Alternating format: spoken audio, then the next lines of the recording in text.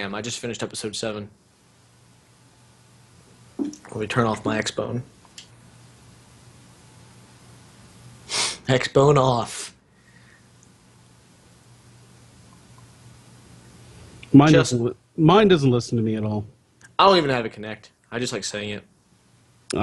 Mine decides when it wants to listen to me or not. It's like my dog? Yeah, well, it's really bad because the times I need it to listen, like, I don't need to turn it on or off with my voice. I have a controller. I have fingers for the time being. I don't need my voice to do that. What I do need it to do is when I do some awesome play in Crucible or a Halo match or whatever, if I needed to fucking record right then, I needed to record right then. And it's just, lately it's been like, Xbox record, or record that. And whether or not it does it, 50-50. Try an English accent next time. I actually used to tell it to Xbox Lunch, and that actually worked a lot better. Like, that would actually get it to do stuff. But lately, no. None of that. Maybe the Xbox is like Scooby-Doo and you have to bribe it with like a Scooby snack or something. Will you do it for an Xbox snack? I love you, Rorge. No. Mixing. Now I'm conflating dogs from Hanna-Barbera. And that's no good. Hi, I'm Jack. I'm Jonathan. And we are Glib Shark. Tonight we're talking about E3 and just covering the week in general. And as always, lines are open. If you want to call, the number is 215-486-2125. Or if you have Skype, call Jenga Ship and we'll let you in on the conversation. And we're going to be talking generally about E3. I have been actually watching a bunch of the streams of presentations. One of the nice things about E3 and my current job is that right around when the E3 coverage comes on, the day is picking up just a little bit, but not too much that I can't get distracted. So it's very nice to be able to just have those on and kind of have them on in the background, and maybe once in a while pop in and have a look. But I think the only one that I've missed has been the Bethesda one that they did before E3, I think they did it on Friday or Saturday or something. And then I missed the Sony one because, well, I was at home playing video games, so I'm not going to be watching E3 shit. That's fair. You can't let video game news cut into your actual video game time. That just seems wrong. It's sort of like one of the reasons why I don't watch a ton of streamers. I'm kind of the opinion that if I have the opportunity to play a game, I'm going to play that game, not watch someone else play games. And it's a little bit different, like if you're doing something where you can't really play a game, but you could have the TV on, then streams are fine. But I don't find myself in that position a lot. Like, if I'm not playing a video game, I'm hanging out with Lisa, so I'm also not watching a stream. I mean, sadly, we don't sit down and watch LCS together and are rooting for our different League of Legends teams. That's what I like about like our streams. I feel like you get more of a mix where it's so part of the reason that people come back to like these games and stuff is that it's not just for the gameplay themselves, it's for the interaction of the people within there. Yeah, and I think that is one of the nice things about our particular stream when we do actually do it. I haven't actually streamed in a little while, but I'll get back on it, and maybe tomorrow I'll do some streaming from Destiny, obviously, and see about that. I really like getting the party in there and having that going. And with the new setup, hopefully that'll work a little bit better. Got to test it a little bit more. Gotta get me involved too. Now that I have Destiny, I want to play. Yeah, you're only level 6. I'm level 34. Well, I got some catching up to do. Yeah, I am now to the point where all my guys are max level, but one of the things that you have in Destiny is you have different stats, and they affect the cooldown of your different abilities. Intellect affects the cooldown of your super. Strength affects the cooldown of your melee ability, and discipline affects the cooldown of your grenade. And so your armor has different stats that help that. And right now, I have a bunch of armor that is okay, but it gets me to level 34, which is more important. But now, I'm actually getting the materials to where I can actually build out different loads. Like I could have an intellect build for one of my guys where I'll be supering a lot. Or if I have a high discipline, I can throw lots and lots of grenades. Right now, strength is kind of the garbage stat. No one really does a strength build, really. And for the first little while, one of the new vendors that would help you to get to 34 was only selling strength rolls on his armor. So it was kind of frustrating. So now I'm kind of phasing that armor out and phasing in armor that I actually can use and like. And my Titan is almost done. I think my Warlock is just about done, and then my Hunter needs a lot of work. It is so nice to know what you're talking about for once. Oh yeah, isn't it great? These are intelligible terms to me now. I feel like a whole vocabulary, a whole universe, if you will, has been opened up to me. It was like that for me when I started a lot of games. When I started League of Legends, I would hear my friends go on about League of Legends, and I would not know what they were talking about. Like, if you asked me, hey, so do you think running a what's a good one? Running a support jungler is good in the current meta. I would have no idea what any of those words just meant. But it's all about jargon. And a lot of games, especially really good ones like Destiny and Hearthstone and League of Legends, all of them have their own jargon. Even Halo, which is pretty straightforward in comparison, each map has its own jargon. Like, each map has its own call-outs and stuff. And I'll get into a map, and I'll be playing with people who play a lot more. And they'll be like, okay, they're down by Barnyard. Go to Barnyard. And I'm like, I have no fucking idea what Barnyard is. Is that a thing? Can you put it? Is it on the map?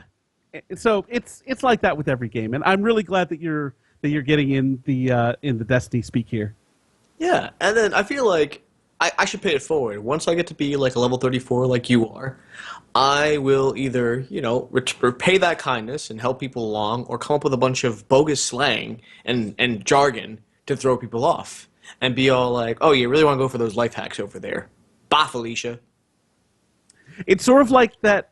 Oh, who did that? Where they were making up band names at Coachella and trying to tell people, oh, hey, there's this upcoming band, but it was like fictitious. It was like, oh, hey, have you heard of the Mic Stands? And people would be like, yeah, I've kind of heard about the Mic Stands. And there's no band called the Mic Stands. Like, it's sort of very Emperor New Clothes-ish. It's a very ancient form of trolling that actually dates back to Nirvana. So apparently they were interviewed by by Time magazine to sort of get what Generation X's slang is, and they came up with a bunch of just bullshit on the top of their heads. Like they said like harsh realm and wax slacks and just stuff that didn't mean anything at all that nobody actually said. But they thought, well, they're trying to decode us. Let's give them like a Rosetta Stone that's completely useless. And it was a great gag, and I loved it. So harsh realm apparently is what you say when things aren't going your way or you hear some bad news. It's like, harsh realm. And I think it was also briefly a Fox pilot that never got picked up. Or maybe it aired for one season. And I think it aired for a few episodes because it does sound familiar. It was no Kindred of the Embraced, but it was not without its charm. I actually remember that show. Kindred of the Embraced? Oh, yeah, with the different vampire houses and shit. Yeah, it's kind of like True Blood before True Blood. Well, although different. It's based on an RPG, I think. Oh. I didn't know. That part I didn't know. Yeah, it's actually... I think it was actually based on Vampire the Embrace. I believe. I don't remember exactly which game it was based on, but... Oh gosh, Aaron Spelling produced this? That's hilarious. Of course he did. Or his production company was behind it. And it aired only for a month, April 2nd, 1996 to May 9th, 1996. I have no idea why I remember that show like I do. It's one of those weird things. Like there was one called Forever Night too, where Catherine Disher, who was the voice of Jean from the '90s X-Men series, was a supporting character. And I think it was like a cop, Trevor Knight, who was like part vampire or full vampire, who was also a cop and fighting crime with his vampire powers or something. Something like that, yeah. I remember something that Kindred the Embrace did really, really well. So vampires, if they were real, would be running around trying to drink blood. Yeah. It doesn't make any sense for a vampire to make one person one meal. Like, I'm going to drink this dude, and then he's going to die. And I have fed but now there's one less human running around. That makes no sense, especially if vampires are all afraid of being discovered by humans. That you leave a trail of bodies because you're hungry, that's just not good. And one of the things that they did in Kindred the Embraced was that they took great care not to kill their victims. Huh. Like they would drink them, but then like they would be weakened or woozy and be like, "Oh, I don't know what's happened to me," and they'd be like, "Oh, no, you don't," and then they'd run away. And that makes a lot more sense. It's also a way to get through FCC rules regarding multiple murders in one primetime television show. I don't. I think those regulations are kind of lax these days. I mean, they're Well, now they are, but this is '96, so. right. Well, you say that though, and this was And the then same time. Dennis when- Franz. Sorry. Well, War of the Worlds was coming out, and they killed dozens of people in each episode of War of the Worlds, which was the syndicated sequel to the I want to say 56 movie, George Powell movie, where it was like the little flying mantises with the cobra heads. Yeah, but were they being blown up from a distance, or were they being graphically murdered? They were being absorbed by aliens and then mutilated. Like they would like tear people's eyes out. Now, granted, this was syndicated TV, but still, it wasn't.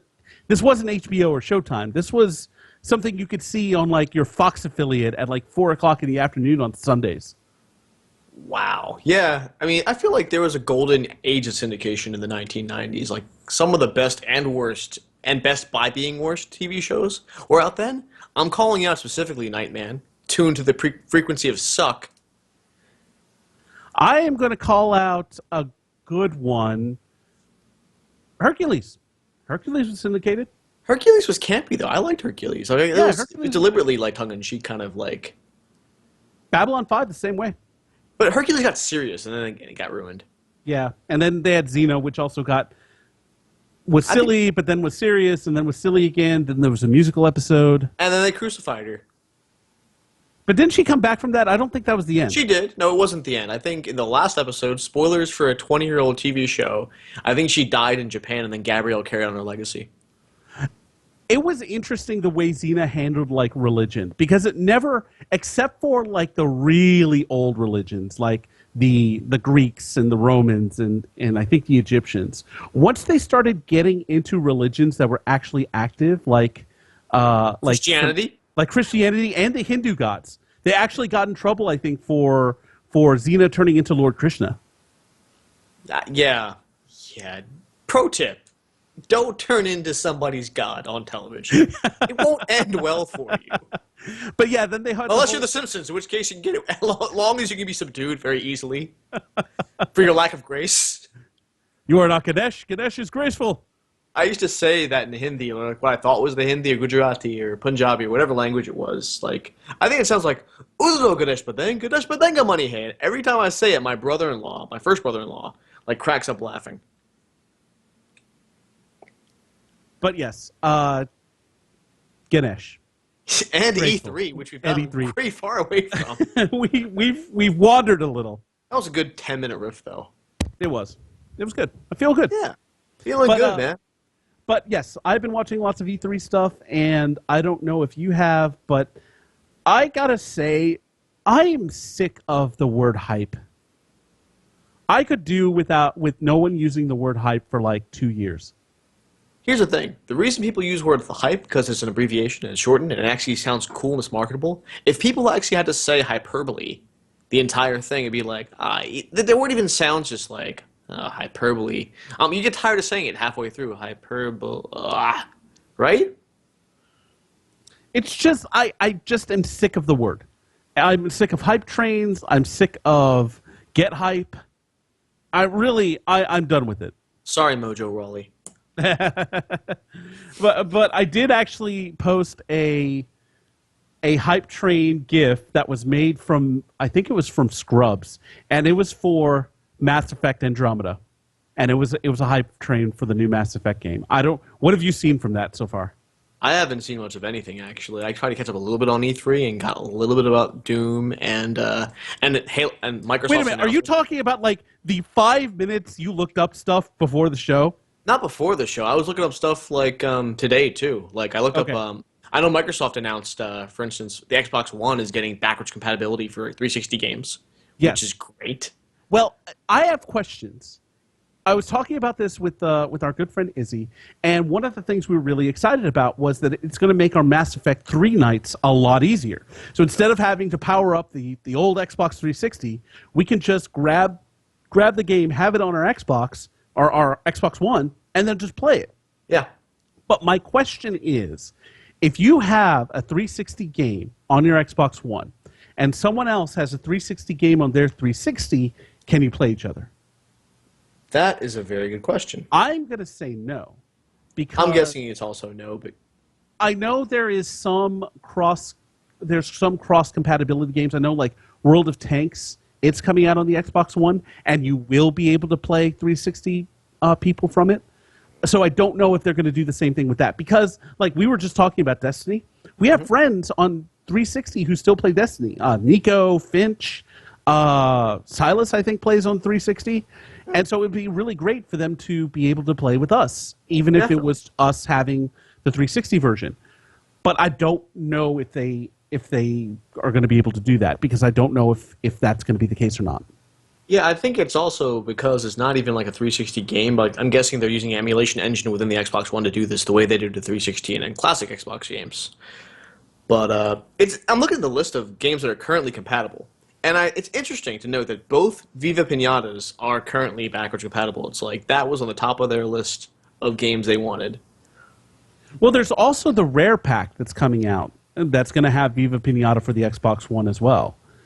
So I don't know if that's going to be. I don't think that's it's an on disc, so I guess it's just. I don't know. It's weird. I mean, I'm just talking. it's not the complete list. It's just a certain, let's see, Xbox feedback page for the purpose of allowing users to vote on which games they want. So Mass Effect's on there. Let's see, Red Dead Redemption got 16,627 votes. Yeah, a Call of lot of people want Duty, to play Red Dead. Yeah, Halo Screech. Reach actually would be a great game to emulate because it's not going to show up on any Master Chief Collection. It's Right. not going to show up on any future anything that 343 puts out is not going to have Halo Reach. Well, it looks like Mass Effect 3 is on this list of games they want to vote. Let's see, vote on number of games. When new games are being added, you can't promise every title will be available. Let us know which games you're most excited about. So, Shit, if, vote for Mass Effect 3. Hell definitely. yeah. Yeah, no, because it's the only one you can do multiplayer. Oh, sign in. We send you. Have to sign into my Xbox account. I'll do that later. I have a show to run. I'm a famous podcaster with my time is very important. But not so important that I should encourage you guys to vote for Mass Effect 3 so you can play with us. And also, a lot of stuff with the, what is Microsoft calling their virtual reality headset dealie? HoloLens. The HoloLens. And the Halo 5, like, Warzone previews in there where people got to be in the world of the Master Chief, albeit briefly. The HoloLens demonstration they did was actually pretty good, and it's a separate HoloLens edition of Minecraft, and it looks neat, and it allows for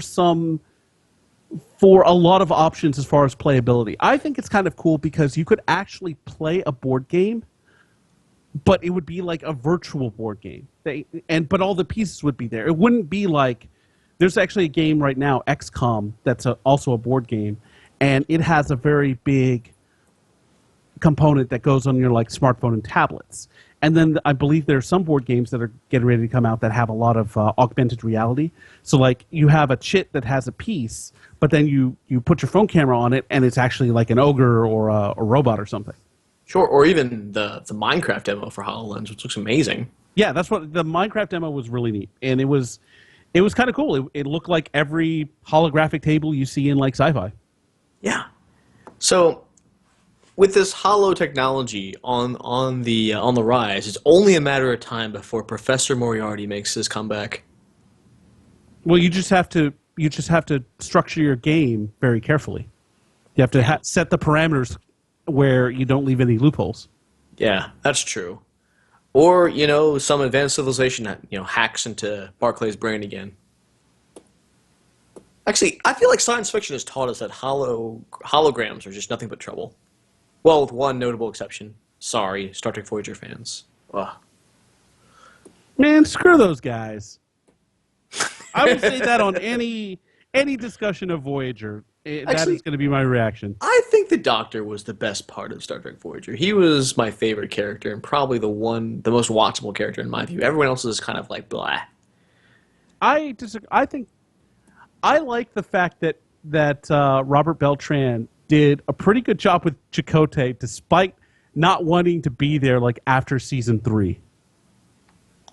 Well, it's the '90s. It's a long-running series. It's a paycheck. It's that rare security. I read somewhere that at any given time, only 4% of actors are working. That that makes sense. Yeah, because they have so much downtime because their projects are when they're working, they're pretty much around the clock working. I found that out from. Are you familiar with the M Bison meme where he says yes, yes? Yeah, and there was that one dude who was going to like lose his house, but there was a Kickstarter or some such. They managed to raise 5,000 of the million they needed. So I would assume that the voice of Rhinox lost his house. Well, That's a bummer. yep. Why'd you go there? Yeah, I just follow up. I feel like I wanted to make our fans feel bad for not helping Rhinox slash M Bison. I mean, it's a voice actor, and we cast some light on it. But who knows? Maybe he was able to put it off for 1 month with it's Indiegogo, so whatever you raise, you keep. So I would say $5,000 probably covers a good couple of months, depending where you live, a couple of months mortgage payment. So you bought him a little bit of time. So thank you for your generosity.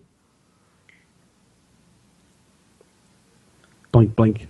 Blink, blink. Awkward silence. Awkward blinking. Well, let's move on to something a little bit happier. Like, I loved the Nintendo presentation, and it wasn't because of anything that Nintendo announced. It was the puppets. The puppets that they had of the different Nintendo execs were pretty funny, and the fact that they were voice acted by the execs themselves, so it was terrible, was even funnier. So you had these really, really expressive puppets, like turning into Star Fox characters, and then you had the voices just like kind of trying to act natural but failing. Well, I mean, on one hand, it's cool that they use puppets. On the other hand, if the puppets are the most memorable thing about the presentation, how successful a year did you have, or what do you have Well, down the pipeline that's exciting? Well, it was they had Star Fox, so Star Fox Zero that they're working on, and they're incorporating some things that didn't make it into other Star Fox games, and it's going to have the Wii U. The Wii U, you're actually going to be able to augment reality a little bit, so like you can look around the cockpit on your Wii U, but still have a more like third person overview on the actual TV screen. What else? They also had Super Mario Maker, so you can go in and make your own Mario levels. And that Sounds actually looks interesting. really cool. The idea of being able to have a Bowser pop out of every mystery box, that's intriguing. The fact that you could have, let's see, Super Mario World Bowser fighting Super Mario 2 Princess Peach, I think is really neat. And then you could have bullet bills, because why not? Every level is going to have a lot of bullet bills. Of course, because all the bullet bills all the time. And why is it that a Google image search for E3 Nintendo puppets returns a picture of BoJack Horseman in sunglasses smoking? I have no idea. Probably just as someone commenting on something, because the comments are really the only reason to visit the internet. Your comments are valuable. It's worth time to make them. I actually, let's see, what else? There was, everyone would love the Fallout announcement. They felt like Bethesda, between Doom and Fallout 4, did a really, really good job. And I've never played a Fallout game, so I really couldn't say. And I am many, many years removed from an id game, but I would play the hell out of some Doom if it allowed me to play with my friends and kill demons. Oh, speaking of our friends, I think we have a couple of friends out there for E3. Yeah, we have a few dudes we know out there. Yeah. And let's see, obviously the Rooster Teeth guys. We've got Kyle Gatto from Save Continue out there. Duststorm from Podtacular. I think Jamie's running around down there.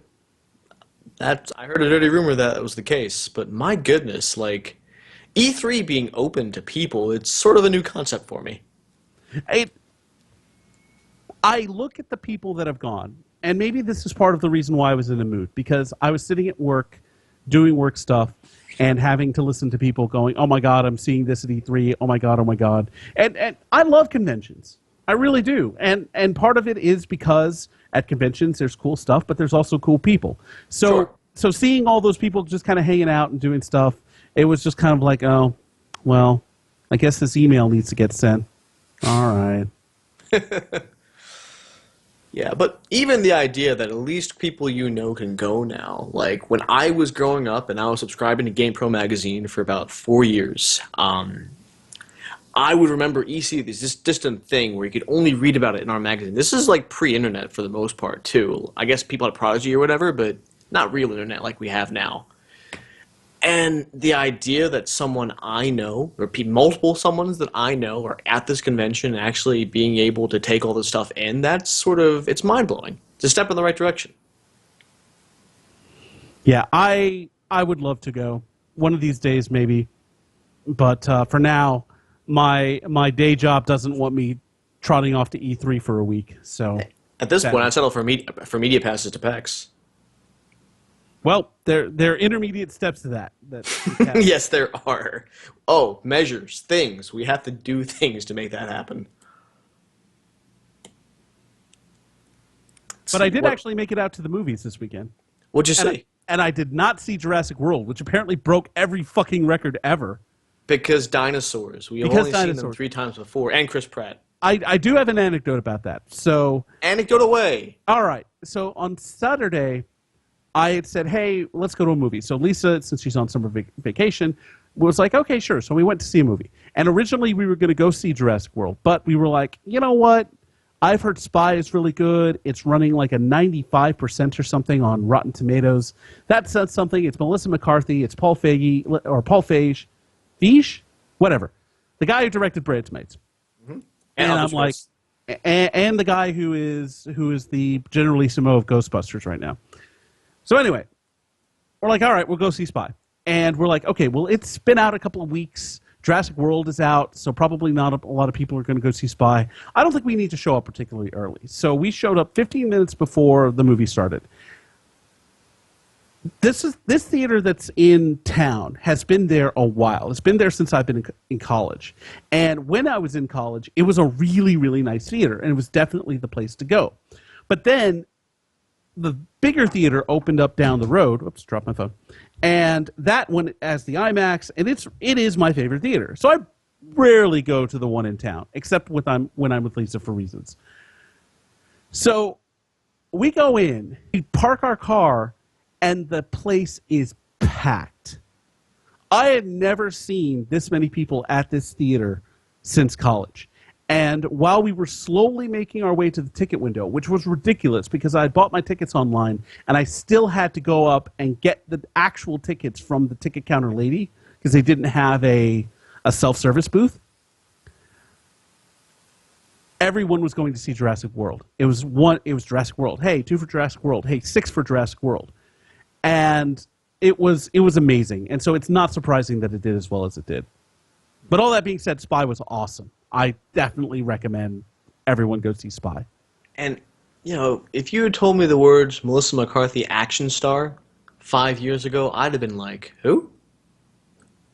But now she joins chick like from Gilmore Girls? she joins a sort of rarefied space now, occupied by the likes of, you know, Will Smith, Mila Jovovich, Tom Cruise. Melissa McCarthy is now added to that role.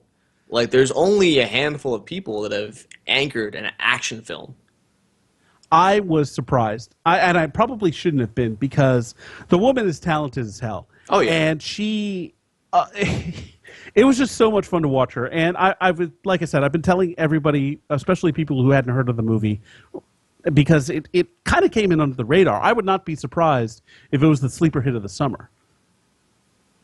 Given where it came out. I mean, it came out like right before Jurassic World, so that repeat business just wasn't there. Although, if you find yourself this weekend not able to get into Jurassic World, go see Spy. Good pro tip. I have plans to go to Buffalo for reasons. Redacted reasons, if you will. You don't need to redact it anymore. We know you're married. I want that to be my ringtone. God. You don't have to redact it anymore. You're married.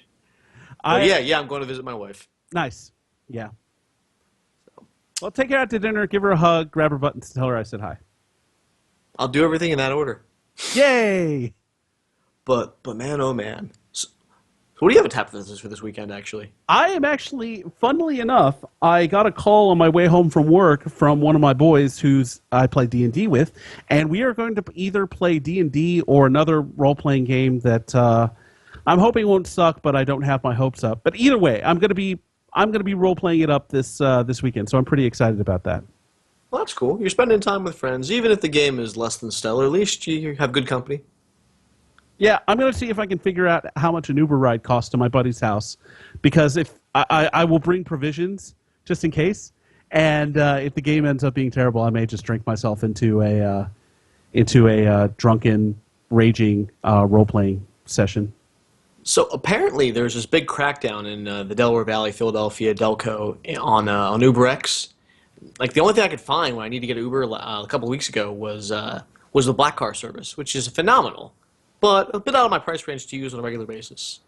Sometimes you'll actually get those black car services when you don't ask for them. I know that during one of our jaunts in PAX, or at PAX, essentially I went there and I saw most of the people that we talk about a lot, one of whom was Jabberwocky, and we were actually staying at a friend's place a few miles away from downtown. And so we needed to get from our place to our hotel. And we had a bunch of groceries and stuff that we were bringing into the hotel. So we called up an Uber, and this awesome Mercedes E-Class shows up. And we're just like, what? Whoa. It was nuts. It was the nicest car I've ridden in a long time. Sweet. My dad has one of those. They are fine vehicles. It ended up being a very expensive Uber ride because, I can imagine.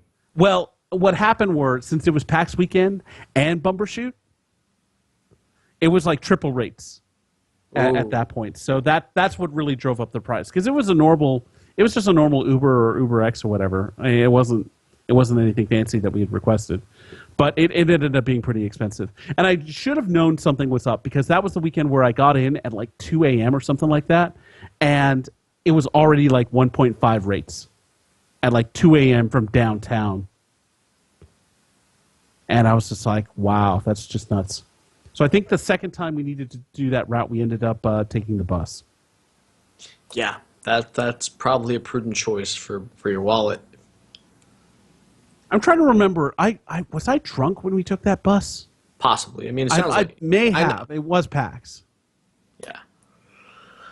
But man, my goodness, it's even the whole. There seems to be like a larger crackdown on this whole like sort of peer-to-peer like sharing matching services. Like even Airbnb is seeing some blowback.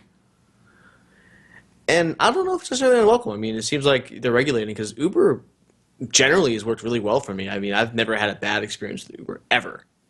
And that said, like it's sort of really built on the essential decency of people. Like all it takes like was one bad seed who's underinsured to ruin it for everybody. Yeah, it's I haven't had a really bad experience. The ride from Seattle actually was pretty close. Like that driver was probably the worst one I've had, which kind of sucks, because it was an opportunity for Uber to continue that service that we all know and love, but he just wasn't a very good driver, and the conversation was kind of lacking.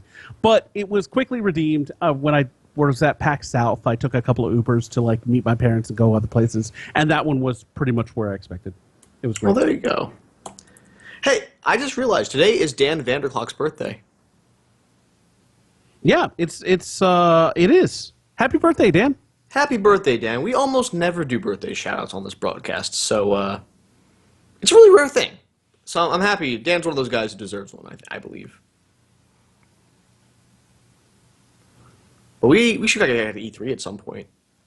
Yeah, we should get back to it. I'm trying to think of what else was announced. I know at the Sony conference, they announced more Destiny stuff, and I was kind of disappointed that they did that at the Sony, because it just accentuates the exclusivity that some of the bonuses have. So they have a deal where like that stuff goes to Sony first. Yeah. I see. Man, you know what I noticed? Like a lot of these E3 reactions on Twitter, a lot of these memes that they use are Simpsons memes, and a lot of them are from the so-called unfunnier seasons, which have become like gold as years have passed by. And I think we talked about this a lot on this broadcast that The Simpsons arguably have been in decline since 1997 or 98. I tracked the beginning with the episode where The Simpsons go to New York. I didn't think that one was very funny, except for one line about Barney giving a guest lecture at Villanova, and even there, it's only because they reference my school. But even Tappa Tappa Tappa and the waiting is the hardest part, like a thing where Homer's like waiting for 5 days for a gun and a bunch of Well, ducks that back and gun forth. episode was probably one of the best of the run. I think it's one of the best of the long plateau, as I'm calling it. Like, because The Simpsons generally is pretty entertaining. If you watch any episode, as long as it wasn't one of the ones between, I would say, 99 and 2006, but everything after 2006 is pretty solid. Yeah, I haven't seen anything since then, and I just heard about some of the stuff that they were planning to do, but it's just like eh. It's all speculation. I mean, the whole like Marge and Homer splitting up, it's been done. I mean, Simpsons did it. That's like a even South Park meme. But the idea of the Halloween story of like what would Sideshow Bob do if he actually killed Bart? That's a good avenue to explore that. So I was actually during some of the Simpsons talk, I was checking to see how much a fare would be from my house to my buddy's place, Hmm. and it's about $20. That's not terrible. I mean, how No, far it's is not. it? It's a ways, but it's Oklahoma road, so it's mostly highway, Right. but it's a good distance. It just doesn't take that long, and it's not bad if you consider that I'm basically paying for a night to get totally trashed, and it kind of sucks because I say this a lot.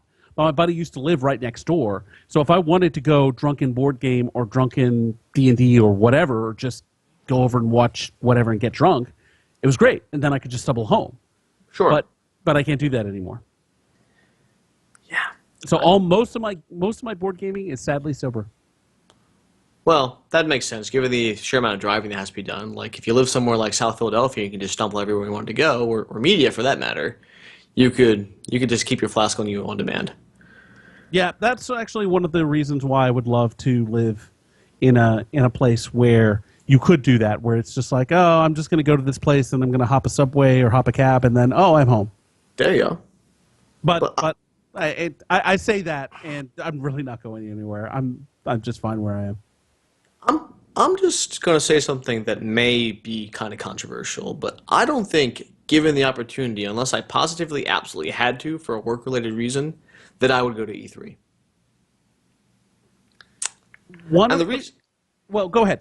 and the reason being is because unlike a PAX, where it's a celebration of gaming culture, E3 is largely a consumer, like, expo event. It's more about like selling the games and stuff like that and talking about those things rather than celebrating the things necessarily that you love about the games. Like one is sort of like it's like the difference between Woodstock and like an industry event for a record company, where one is actually sort of a town coming together, a community coming together, and another is just sort of like these are the games we're selling. Let's all get rich. Let's all get lanyards and talk about productivity and games and whatever. I mean, you get to play the games and sample the games and stuff like that. And I love video games, but I can read about them just as well. What happens in E3 on panels, and unless there are a lot of my friends going, like that would be the reason I would go, not necessarily to see what the hubbub is about, because I don't like the mass humanity. I don't like crowds. Straight up, I do not like those crowds. Even New York Comic Con was kind of overwhelming for me.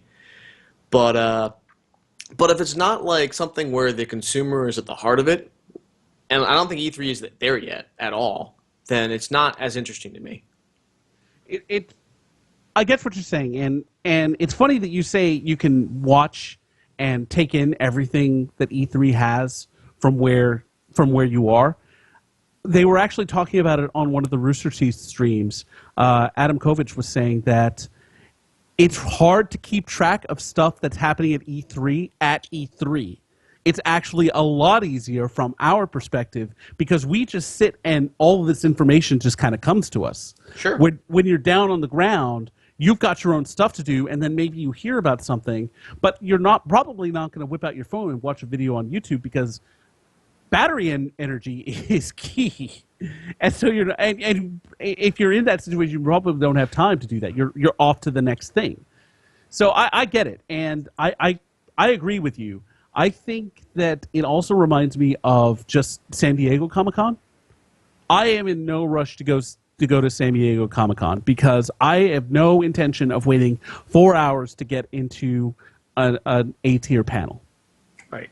And I think that ship has sailed for me. If it was something that I was going to do, then I probably would have done it like maybe 10 or 5 years ago. And at this point in my life, I'm not as interested in doing something like San Diego. New York is about as big as I'll go, and I don't think I'm even doing that con again unless I have to. Well, my biggest limiter is my vacation days. It's not even necessarily the money; it's the time I can be away from work. Sure. And so I have to judiciously use that. Especially, actually, next year is going to be even tougher because of some of the stuff that's going to be happening. But we'll see. But I'm fortunate enough that I get a pretty decent amount of vacation these days. I almost get 4 weeks. Almost. Wow. I get 3 straight up and then another sort of week through other means. And so that's really nice. And that's helped out a lot. It'll help out a lot this year. And I just can't spare the days to go and make something like an E3 work. I mean, the day that everything started happening was a Monday, which is nuts for someone who tries to go to as much stuff on the weekends as possible. And actually, our good friend Dustin Pettigrew, Duststorm, was talking about how apparently the Halo 5 experience stopped working. They were having a lot of technical issues. So after 2 hours of waiting in line, he had to. They said, "Come back tomorrow and try again." Wow. That's gotta suck. If you're traveling like thousands of miles just to see this thing and the thing doesn't work, and they're like, "Come back tomorrow." Yeah, and I get that stuff happens, and Sure. nothing's going to be perfect, but it's just. I would love to go to, like, the big 3 that I would love to go to and spend a decent amount of time to. E3, I guess we'll throw CES in there. Why not? San Diego Comic-Con and South by Southwest. I would love to do all of those, but the amount of time and effort you have to spend getting and staying there versus the time you actually get to see anything of value and then see the people that you might actually want to see, it's just not worth it. Something like PAX is a much better value. I think so. You have a better proposition. It's definitely easier for me to get to Boston than it is to all the way out to Los Angeles. Although, I feel like something like the HoloLens could add an interesting dimension to everyday life in games. Like I talked about this randomly on Facebook and Twitter. It'd be cool to combine like the panels and the events and the news and the community of a convention with the ability to commune with nature and actually appreciate natural surroundings and put the screens away for just a little bit. I'd be down for something like that, like a convention/camping trip. The Glib Shark Leadership Conference, coming August 2018. I'm really looking forward to stuff that's coming up. Obviously, RTX, which, again, we should say we have a panel. We have 2 panels. Yeah, and RTX is like the right size thing too. Like it's full of people all from the same community, or at the very least are familiar with the same frame of reference in terms of jokes. Generally, people from Rooster Teeth tend to be the same kind of temperament. Most of them are pretty chill. Most of them have the same kind of raunchy sense of humor, but are also kind of maybe a little shy, or at least they're not super jerky for the most part.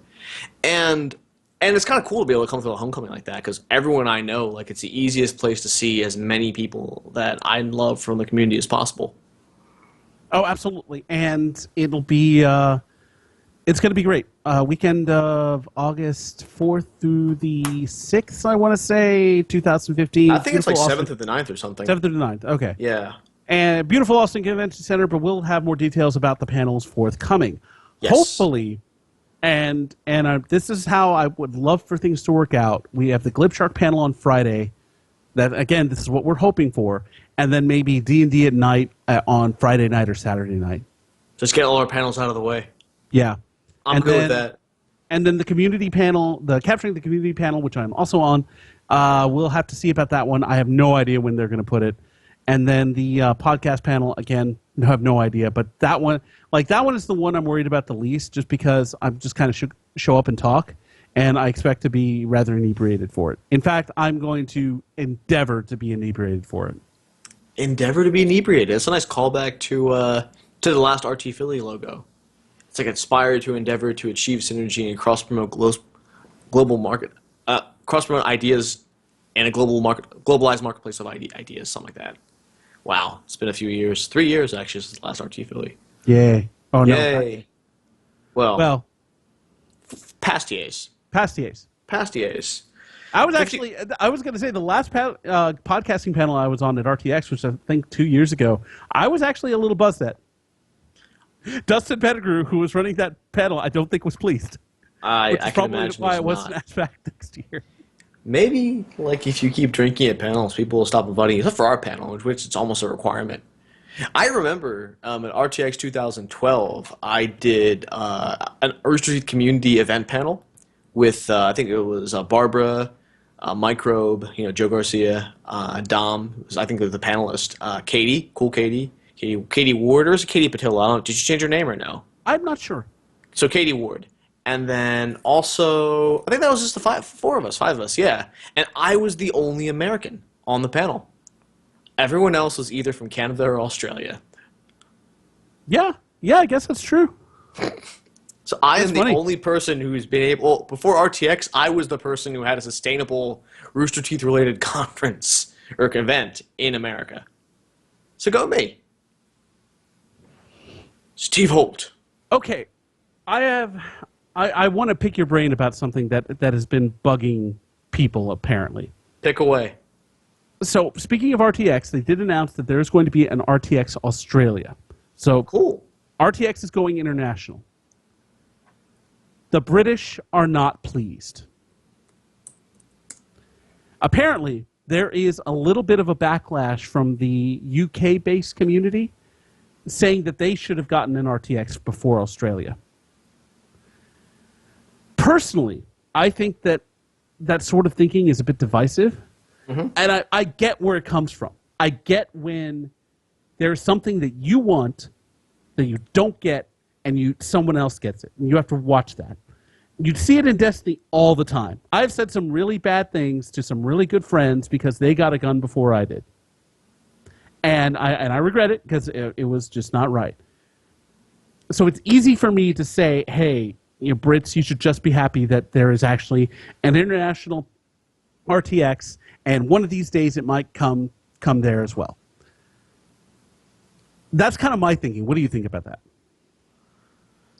Well, it's complicated. I just heard the news now. I didn't actually know that they're bringing RTX to Australia until you just told me. So I have a chance to react to it, just sort of first impression.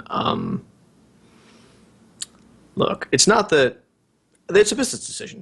At the end of the day, you go. I mean, I can't imagine what the business scenario is where it's profitable more in Australia than it is in the United Kingdom. Maybe it's that it's easier for people in the UK to fly to America than it is for Australians to, and they see a market to capitalize on there. I can't speak to the business decision because I don't work for Rooster Teeth. Never have. The most I do is I occasionally moderate one of their forums, and even that's sporadic.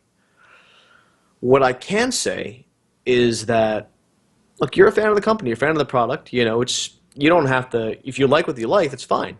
I like anime. I like, Samurai Champloo. I don't know the production company's ever gonna come to America and do a convention or whatever, but I can be a fan just from anywhere, and they'll stream this stuff on Twitch, so you'll be able to see it. And you stay out there. You get discouraged. Things happen. Look at all the people that came from the community up from the community and got jobs, right? Like Barbara. It didn't happen overnight. It didn't happen in a year or 2 years of her family. She worked on it for years. For years, she volunteered at these events. For years, she was a big part of the community. And so when the opportunity came and they were able to bring her on board, it worked out. So sometimes these things are a function of timing. Sometimes these things are a function of whether everything lines up properly. Things aren't going to fall into your lap, United Kingdom. Do you think your ancestors got an empire and able to rule over a quarter of the world overnight? No, that shit took centuries. So so hang in there. Keep going to conventions, keep buying the merchandise, keep being awesome, active parts of the community. One of your own, or several of your own, actually work for the company now. You had Ben there for a long time. Gavin's still in there, so you have some connections you can leverage there. I think it's only a matter of time. It just happened that it worked out for Australia this time. But you hang in there, you work hard, you stay part of the community. Eventually, it wouldn't surprise me if something opened up in England, if not Wales. I'm actually personally rooting for Wales because I like Wales a little bit better. Sorry, England, but be grown up about it, man. I mean, we're all adults. Like things don't always go your way. Things people make decisions with things that are theirs. Ultimately, it's Rooster Teeth's company. I mean, you're fans and they appreciate your patronage, but it's their company. They're going to make the decision that's best for them and based on what the situation is now. The situation could change in a few years where they're able to do something in the UK. I wouldn't get bitter or begrudge anyone else their good fortune because that's shitty.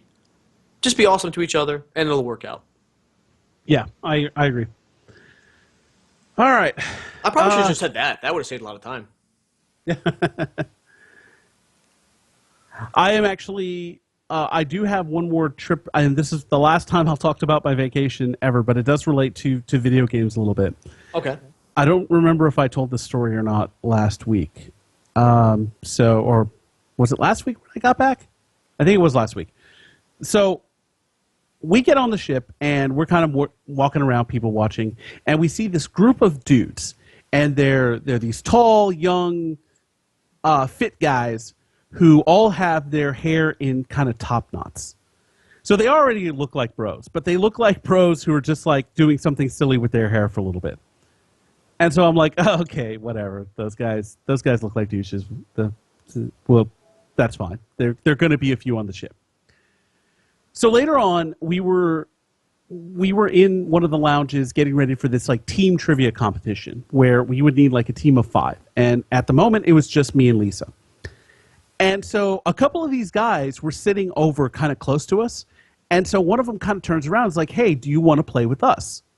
And considering like not a day before when we'd gotten on the ship that we were making fun of these dudes, we were just like, yeah, sure, why not?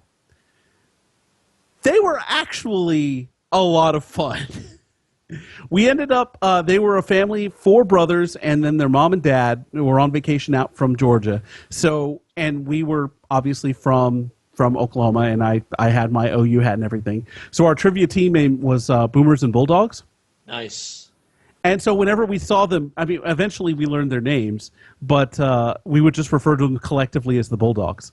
And we'd see them on like short excursions and stuff. And like I said, they were a lot of fun, super cool to play trivia with. One of the times we're playing trivia, and it was a heated match with another team called the Brick Squad. We were like back and forth. One of the brothers looks at my wrist, and if you know me, I tend to wear slap bands and wristbands and stuff. And the 2 that I wear the most are my either Rooster Teeth or Achievement Hunter slap bands, and my Pentakill League of Legends bracelet. One of the brothers saw my League of Legends bracelet and was like, hey, you play League? And I'm like, yeah, I play League. So we sit there and we start talking League. And remember how you were mentioning how there was this kind of the jargon that you don't understand if you don't do the thing? All of his brothers were like, just all of a sudden their faces just were like glossed over. Like we might as well have been speaking Dutch by then. Happy birthday, Daniel. And and it was cool. We actually ended up exchanging summoner names, and I got a picture of the whole family in Phillipsburg in St. Martin. So I needed a means by which to get them a picture, and so we exchanged emails and we exchanged summoner names. So I actually play League of Legends with a dude I met on a cruise ship, and who turned out to be pretty cool. And at the final round of this trivia competition, like I said, that other team that we'd been kind of going back for, they all put their hair up in top knots. Wow. Just can happen anywhere, even on a cruise ship. Geeking can happen. Geeking can happen. Be prepared for random geeking. That sounds like a t-shirt we need to make. Right. Oh gosh. But yeah, like you can build that bond with people out of nowhere. Actually, at my local Trader Joe's, like I think someone was wearing a Rooster Teeth t-shirt or something. Someone saw my Rooster Teeth t-shirt and they actually commented on it. And it's like, and my cousin Jenny, she's all like, "Did you know that he's a moderator on the site?" And he's like, "I don't really visit the site all at all. I don't really post in the forums." And I'm like, "Okay, that's cool. I was a celebrity back in 2007." I actually, there's a guy at work who I've been talking Rooster Teeth with, and apparently he's going to RTX. Hmm. And I don't like to name drop. Okay, I like to name drop, but I feel bad doing it these days. I'm a little bit more self aware about it, and I think I let it slip that because he also plays Destiny, and I let it slip that I played Destiny with Bernie and his son, and his eyes just got wide. He's like, "How did you manage that?" I was like, "I've known Bernie for a long time." And it ended up I actually played Destiny with Teddy last night, and we got our asses kicked. So while we were going, we were running away from something, and we're like, "Run, Jesus, run!" And so I mentioned, yeah, that line will never get old. That one thing that Bernie did right once. Nothing else, just that one line from one episode of Red versus Blue. Yeah, gosh. It's kind of staggering to think how big they've gotten, even in the time that I've been watching. I mean, I They guess are I featured E3 like broadtube. It's staggering how what kind of reach that company has had. Gavin was in a Delta Airlines safety video. Did you hear about this? I did not hear about this. Delta Airlines has been doing some funny safety videos. They did one that was 80s themed. So they had like Alf and various actors who were still alive from all these 80s shows. Hmm. I think they had Johnny from Karate Kid and just do it in the safety video. Like Alf was putting on his seatbelt and Alf was putting on a gas Wait, mask. he was in a. Hold on, this is really kind of what surprised me. He was in a commercial with Alf? No, no, no. So Delta Airlines does these themed safety videos. Okay. They did one for the 80s. They recently did one for the internet. So Oh, they had like the dentist kid, what is real life, and he looks a bit older now. Then they had the double rainbow guy, and he was putting his rainbows up in one of the carry-on compartments. And then for the you might experience turbulence, so have your seatbelt on. Gavin is sitting there with a bowl of Jello, and so the plane like shakes. The Jello flies up in slow motion. well, that's right, because he has that level of notoriety and celebrity just from being one of the slow mo guys, or basically Right, the but he Goku did slow slow mo mo guy. guys so he could get a work visa, so he could Right. work for Rooster Teeth. And now it's just as big. He has almost he might have more subscribers. I believe it. Like, and Gavin started off as just a kid who liked Rooster Teeth, just like the rest of us. Gavin is one of those, and it's said a lot, and it is totally true. He is one of those very rare cases of talent, opportunity, and luck, all converging all at once. Although you see enough of that in the Rooster Teeth community where if you have the ability and the talent and the drive and everything lines up properly, you can work for Rooster Teeth. I But mean, not, but not to that degree. Not to the degree where a kid from overseas can manage what he has or run a website. or run a website. Exactly. Like there are guys in Austin that I know who now work for Rooster Teeth, and again, it was to a lesser degree talent and opportunity. It was Sure. mostly opportunity and talent, but that luck wasn't there. They knew people already, and with Gavin, he just was in all the right places at the right times. Yeah. And not And only that, it was sort of like that 8 Mile deal where you have the opportunity, but whether or not you seize it is what's important. right, And he seized every single opportunity given to him. he sees the F out of those opportunities. Yes, the F. That's as close as I'll come to And swearing. and to further that, his girlfriend did a Playboy shoot. Wait, who's he dating now? Meg Turney. Meg did a Playboy shoot? It's clothed, but yes. Oh. It's just it's actually not bad. They're decent pictures, but it's her just she's like in a black costume, and then it's her like in like sun shorts and a bikini and stuff. It's not anything salacious. Gotcha. It's like Esquire level stuff. Yeah, Okay. but still, the point Well, is that that's who he is in a very committed relationship with. bully for Gavin. Sweet kid deserves all of the success that he's gotten. And I mean that. And he's one of the two guys who's been around around the time I was around, and we never really crossed paths until I think the very last RVBTO. And I think he had heard of me, and I definitely heard of him. And it was really cool to be able a chance to interact with him, albeit briefly. And on Yeah, that note, yeah. Oh, damn it! I cut you off your last thought. Actually, go ahead. Well, I was just gonna say, it's cool to see him succeed like that, and it's also cool that when I do run into him, he remembers who I am. So that's cool. That's neat. The proceeding has been the Gavin Free Love Hour. I feel like you know what we can go a little over. I feel like we should end on something themed. Yeah. I'm planning on going and seeing Jurassic World at some point. As far as all of these games at E3, honestly, I don't play very many titles in a year. So while it's cool to see all this stuff, very few of these games I'm actually going to play. Probably Mass Effect Andromeda, although I have to get through the story campaigns of Mass Effect 2 and 3, but I've got some time.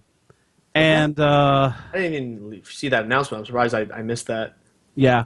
Well, and they led the E3, or not the E3, but the EA presentation led with Mass Effect. So I tuned in and I missed that, but I watched the trailer later, and I saw someone tweet, "Hey, have they shown Mass Effect yet?" And I was like, yeah, it was the first thing. Whew. Yeah. But like with a lot of things at E3, it's very easy to watch the trailers later. But I like, for me, like I said, Mass Effect, Halo 5, obviously. That's about it. Depends on where stuff lands console-wise. It's probably the same for me. I actually just bought I have 4 games on my one already. I have Minecraft, Master Chief Collection, Mortal Kombat 10 or X, and Destiny. So that's enough to keep me busy for probably the rest of the year. One thing you should do, and this is something that I'm pretty bad at, you should check the Xbox Gold deals. Oh, for games with gold? Games with Gold. And I think this month, a game called Massive Chalice is free. I know Izzy has played it a little bit, and it is a very complicated, tactical board game almost. But there's a very strong game beyond what's essentially Final Fantasy Tactics. There's bloodlines and traits. Massive Chalice. The Catholic in me is intrigued. Yeah. But and there have been other games that have come out that have been really good. I know Child of Light was free, I think, last month, and that was a really good game to play through. Another game you might want to pick up, Ori and the Blind Forest. Do you like platformers? I do like platformers. You'll like Ori and the Blind Forest. Cool. Appreciate the heads up. It is an excellent game. Hey, so next week, I think about this. It's been a while since you and I talked about some sports. I figure by then, the NBA Finals will be done, so we can at least recap the last couple weeks of sports and the upcoming stuff for football, or just keep it general. Hopefully, the result that I want will be happening in about an hour or two. I know the Cavs and actually, let's date the show real quick and get up a score here for Game 6 of the series between the Cleveland Cavaliers and the Golden State Warriors. Let's see. Looks And like, as of right now, there are 5 minutes left in the second quarter. Golden State is up 37-29. Wow. Oh, Yeah. let's go. Let's make picks on this. Who do you think's going to pull it out? Warriors. I agree. Yeah, I mean, I was so worried that so many blown calls or calls that went Cleveland's way, especially in the first half of that game on Sunday. I thought for sure it was the NBA typical fixing it a little bit, Triple H hitting in the back of the head with a chair or something. Because the NBA is basically performance art, right? But the Warriors pulled it out. And I was watching the Apple Worldwide Developers Conference preview. Nothing groundbreaking there, but just the fact that they were paying attention to the Warriors because it's their team. And one of two teams, by the way, that Oakland basically took from Philadelphia, along with the A's. So thanks for that, guys. No problem. So kind of, it's not like, and Andre Iguodala's on there, so it's kind of like if the Kings are the Flyers West Coast version, then I would say the Warriors are Sixers East or West. I am actually really happy that that Golden State is in the lead, and I also want them to win just because Lisa and I have been talking about it a bit, and I guess this is a preview for Glib Sports next week. Yeah. Lisa and I were talking about this is actually interesting. We can probably touch on it a little bit. I don't like that LeBron James did things the way he did in his career. The decision was one of the most farcical things I've ever seen. And I'm glad that while he was at Miami, he only won 2 championships. Now he's back in Cleveland with the opportunity to win another championship. I don't want him to win. I don't want LeBron James to win another championship.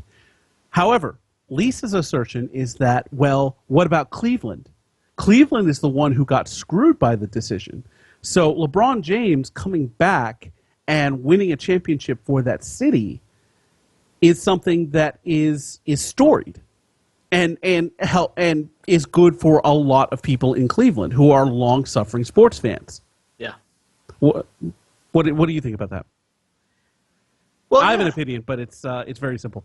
Well, I don't really have the same animosity towards LeBron James other people may have. I like the Warriors better. It's always good to see a team that's been long suffering, get out of a drought. I'm from Philadelphia, so I'm used to seeing my sports teams like struggle a little bit. I'm still riding a high from the Phillies World Series championship from like 6 years ago, or no, gosh, not even more than that, 7 years ago. And it's something that, a town like Cleveland especially, because you need the championship. With San Francisco, they got the Niners, they had the Giants, they won championships a while ago. So it doesn't mean I'm not gonna say it doesn't mean as much for the area, for the region, especially since the Bay Area has so much going for it right now. I'm not saying Cleveland doesn't, but come on, Cleveland. If you're honest with yourself, it's the Bay Area. So if LeBron can gut it out and pull that for his team, bully for Cleveland. Nothing wrong with that. I'm trying to think of a diplomatic way to say this, but I can't. Fuck Cleveland. Fuck them. Oh gosh. I care more. Look. You know what? And to end the show on a not fuck Cleveland note, United States women's soccer team won their game against Nigeria. Won the group. They're headed into the knockout stage. Nice. Congratulations to the U.S. women's soccer team. Congratulations to our listeners for surviving another hour of Glib Shark with Jonathan Cerna and Jack Edithill. Thank you for staying through the sports talk. There'll be more. There'll be more next week, Glib Sports. But until then, our sound producer is Jonathan Cerna. Nothing clever? That was it. That was my cleverness. I see what you did there. Our theme music was composed by Linnea Boyev. Our announcer, the inimitable voice actor, Bob Ball. Once Lauren Urban returns, you can hear her on This Week in Geek and submit facts to lauren@obocrazy.com. Until then, on behalf of Lauren, Jonathan, and the entire Glib Shark staff, this is Jack Edithill saying good night, good health, and where's the beef?